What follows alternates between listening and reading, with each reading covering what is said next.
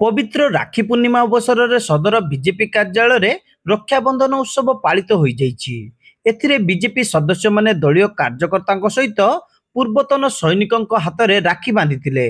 सदर विधायक मानस कुमार दत्त एथिरे जोगदेई पूर्वतन सैनिकों मानक सह रक्षाबंधन उत्सव पालन आभिमुख्य संपर्क में सूचना देथिले। भारतीय संस्कृति और परंपरा रे रक्षाबंधन महत्व भाई भौणी मध्य संपर्क रे पवित्र सूत्र उपरे से आलोकपात करथिले।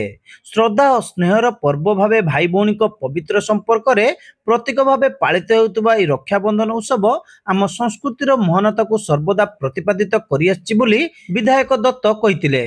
बहु पुरातन कालरू भारतीय परंपरा रे भाई हाथ रे भौणी माने राखी बांधिबा सहित उज्जवल भविष्यत कामना करिथाए।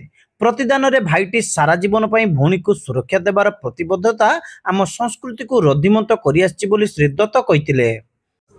सनातन धर्मर पवित्र उत्सव भाई भौणी गोटे अनन्य भाई माने पर्व रक्षाबंधन। ये रक्षाबंधन अवसर रे प्रत्येक वर्ष भाया ए वर्ष भी आमे आम दलीय कार्यालय रे आमर भूतपूर्व सैनिक मानक आमर महिला मोर्चार अपा माने भौणी माने राखी बांधी ये एक प्रतीक जमती सैनिक माने आम भारत माता को रक्षा करने निज प्राणदान भी कर दौरान बलिदान भी दे दौरान। राखी ये कार्यक्रम ये एक प्रतीक सैनिक मान को सम्मान देवार मुझे अवसर में समाज सब वर्ग लोक एति निवेदन करी कि राखीर सूता जो भाया रक्षा करने आमको निर्देश दूची सेमिति समाज सब वर्ग लोक माने निजर भौणी को निज माता को महिला वर्गों को सम्मान दिंतु रक्षा करंतु।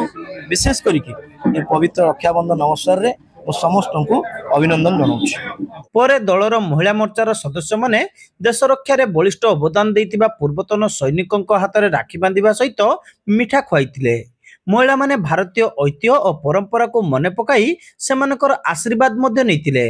अन्य मानक मध्य बीजेपी राज्य कार्यकारिणी सदस्य परशुराम बेहेरा, सीताकांत स्वाई, गौरांग दास, गंगाधर राउत, बैलोचन दास, उपेन्द्र शतपथी, राजेंद्र चटर्जी, सुकांती देवगोस्वामी, श्रिया दास, मधुश्री पंडा, सस्मिता दास, श्रद्धांजलि राय प्रमुख यह कार्यक्रम में उपस्थित थिले।